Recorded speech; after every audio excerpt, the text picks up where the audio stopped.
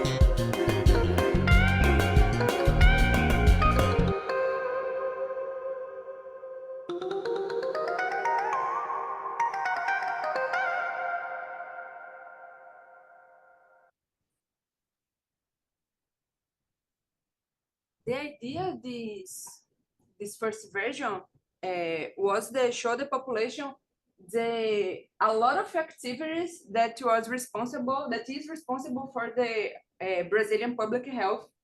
Like in the video, the public health system in Brazil has blood donation, produce vaccines, drugs, and the other things too necessary to the health. So the second version is about the super SUS during the actions the SUS during the pandemic, and the third version is about the primary health. My thesis is about this version of super SUS, and this version talks about the actions of primary care, which consists of health centers like centros de salud, with professionals responsible to care health issues as close to people's lives as possible.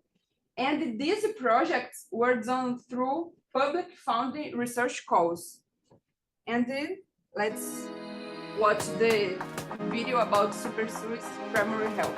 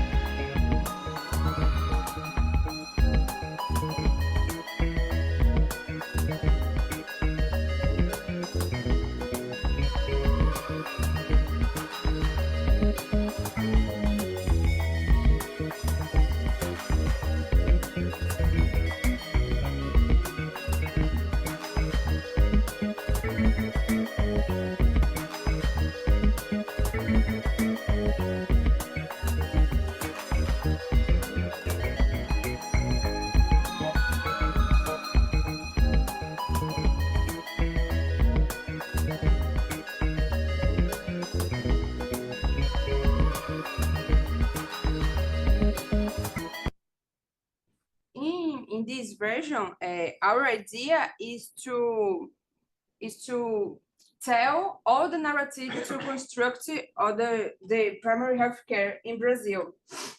So I'm also part of the development team, and I'm responsible for the narrative and the textual content. So my intention with my thesis is sharing this experience, combining my experience with part of the team and my experience with a PhD student.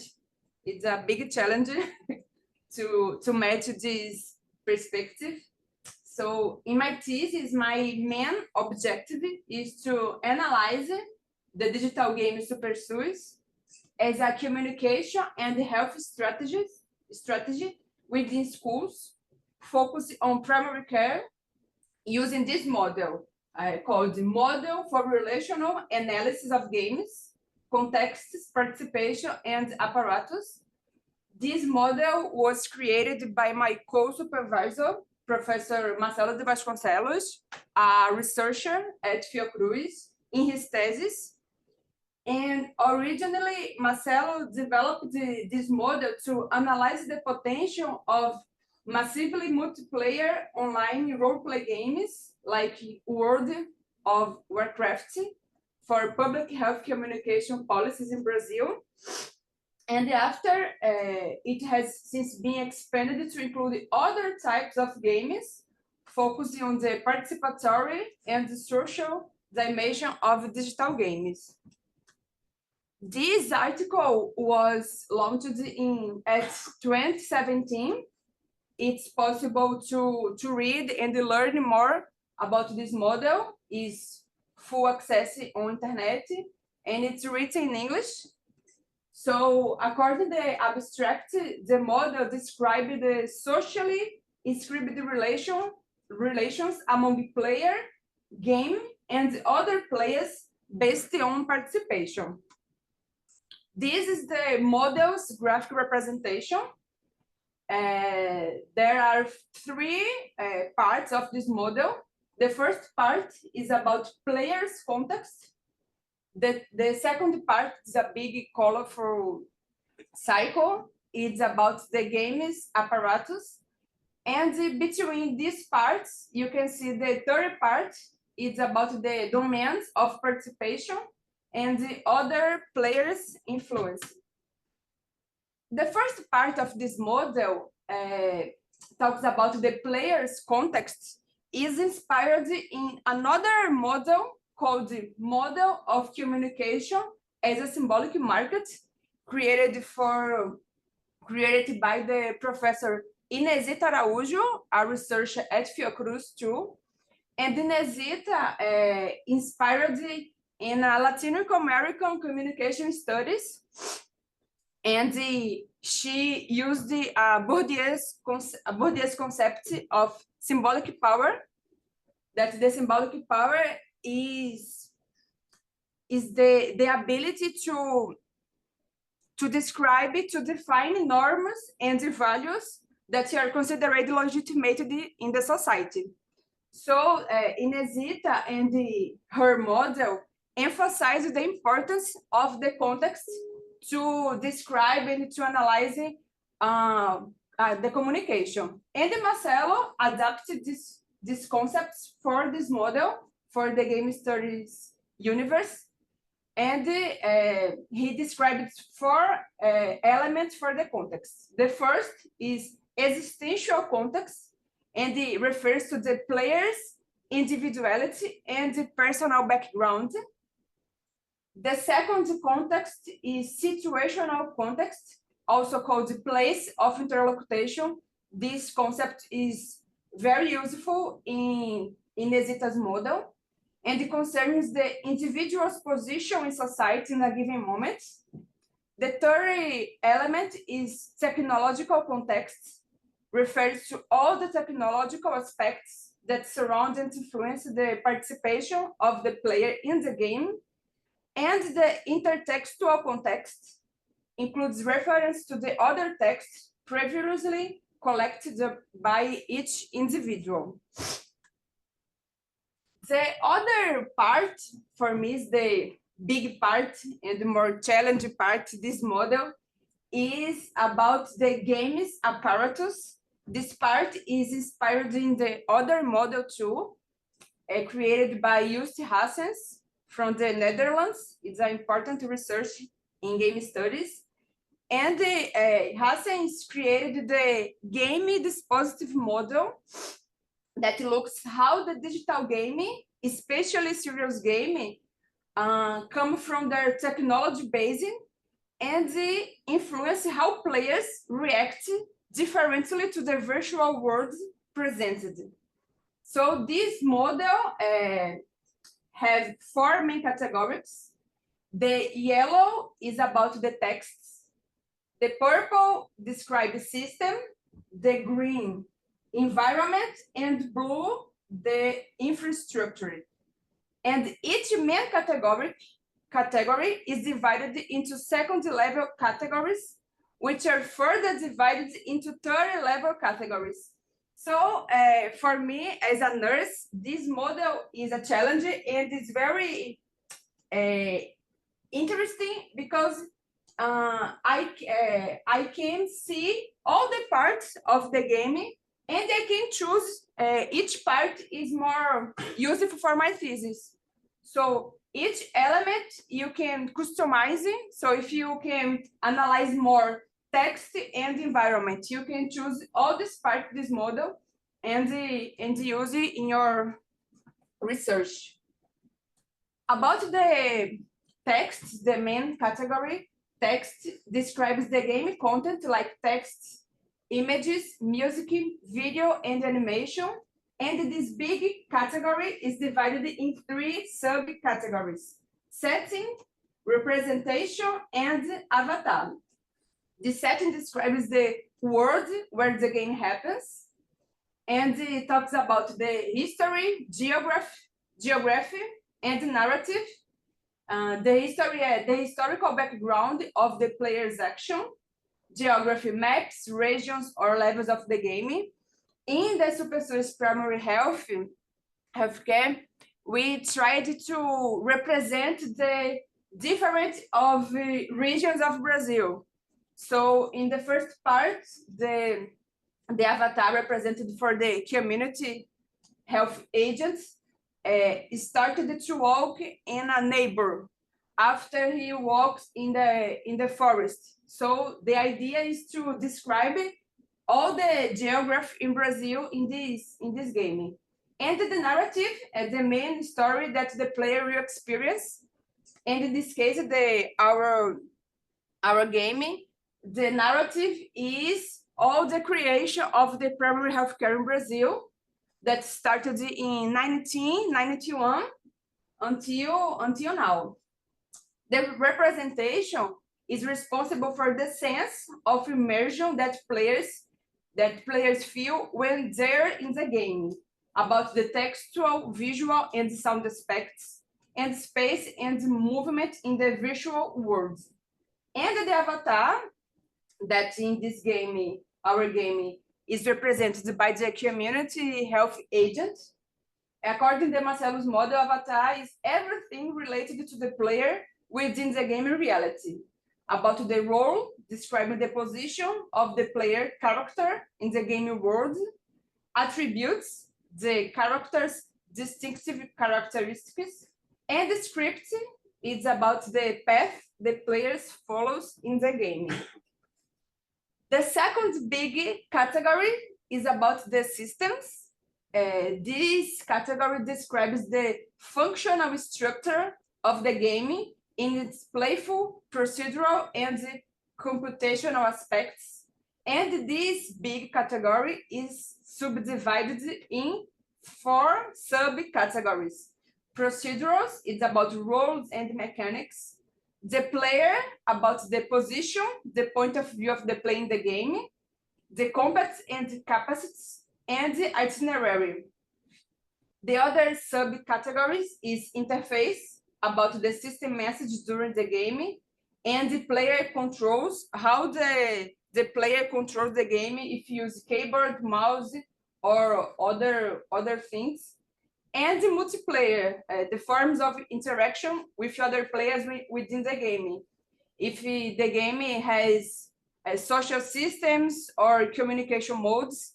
In our project, this part is contemplated the other things, because the SuperSUS is only for one player, not multiplayer. But during the development of the project, we tried to consider this participation of the player. So one of the strategies that we do is make an Instagram that the social media is included in the about the environment. So is the one of the possibilities of the player interacting with the team. About the third category is infrastructure. There are 2 other subcategories: the technological base, that describes the structure that supports the game, like servers, database connection, and the requirements or specification for properly running the game. And the marketing aspects, like business model, distribution, promotion, relationships with users, like communication channels with players, and franchising, like other franchise products, like comics, board games. This part is important for the commercial games, but in the Super Studios game, it's possible to adapt this category for our context too. And the last category about gaming apparatus is environment. It corresponds everything surrounding the game, but located at the last part outside of it. This part comprehends culture and player base. About the culture is the culture of the society where the game exists and the game's own culture, like position the game with other games and similar games, reference elements of the culture adapting to contemporary media themes and style, and reverberation, ways the game influences the culture back. And the other subcategory is player base, describes the game's players, like community, identity, and fan production, que correspond to all types of media created by players, like animations, videos, and the participatory activities. My idea is to get this information during the interview with teenagers in a school, in a public school in Brazil. And the first moment, the students will play the game, and the second moment, I will make interview or focus group to get the information according the players. And the last part of this model is domains of participation. This part is created by Justin Hassens too. Is described game as participation, participatory media culture of the game. And according to Hassens and Marcelo, the player can participation of the game with three perspectives. The first will be interpretation. The player understands the game through its textual and visual elements, as well as the game systems and environments. The second possibility is reconfiguration. The player interacts with the game's elements, exploring and altering the virtual world, creating alternative ways to play.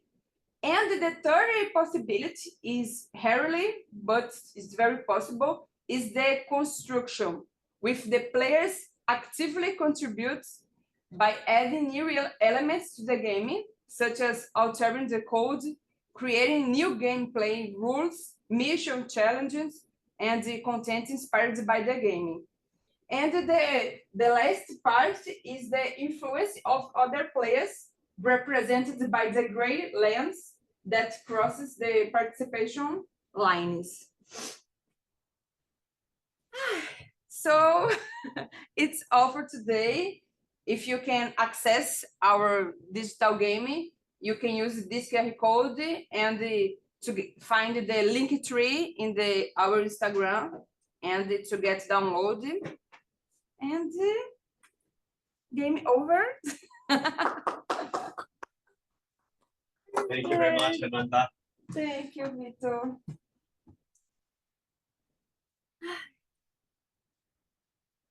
It's a big, big mood.